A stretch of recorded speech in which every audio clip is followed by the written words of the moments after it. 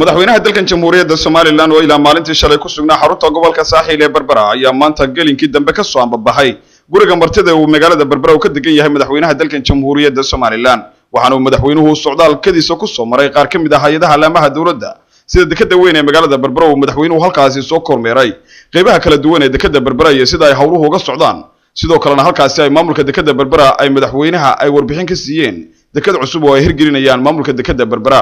kadib markii ay dekedii hore ee Berbera ee sida weyn loo isticmaali jiray ay badeecado kala duwan ay buuxdhaafiyeen maarayaha dekedda Berbera injineer Cali Cumar Maxamed Cali Xorxor ayaa halkaasi madaxweynaha warbixin ka siiyay ila ku jeedada yaali marka waxay qaadi doontaa dekedda Mareykanka iyo nuskeeda intay qaado ay qaadi doontaa badeecado dhamina waxa marka laga soo qaado containerka halka toos loo dhigaya marka containerka halka lagu cashuuraya wax walba laga qaadaya guduuna u banaanaanaya marka hawshaas aan wadnaa wasiirka maaliyadda waan kala hadlay lacag ilaa $5 milyan ayaa ku baxaysa anagu qaybtay waxay diyaar baan wadaynaa wasiirka la day wixii uu ka geysan karo hadii ay rabaan waan koos anagu hawsha intooda banda iyaga gacanta ku haya marka dhismaana naga sameeynaa madaxweynaha dalkan jamhuuriyadda Soomaaliland mudane Axmed Maxamed Maxamuud Siilaanyo ayaa intaasi kadib dekedda Berbera ka kicitimay isla markaana socdaal ku soo maray dawladda hoose ee Berbera iyo qaar ka mid ah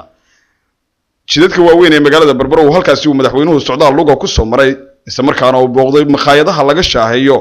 oo ay halkaasi dadweyne aad u tiro badan madaxweynaha ay si weyn oo qalbi furan ay u soo dhaweeyeen iyagoo ku dhawaaqay halku dhigyo yeeraya ay madaxweynaha dalkan jamhuuriyadda Soomaaliland ku soo dhaweynayaan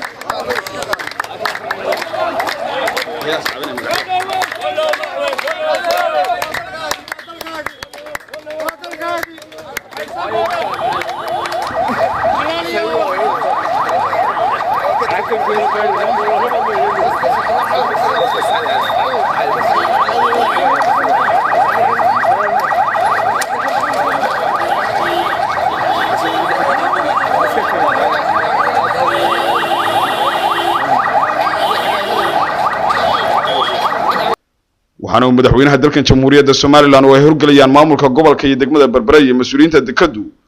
ay socdaal dheer ay ku soo mareen dariiqyada waaweyn ee magaalada Berbera oo madaxweynuhu muddo lugeynayay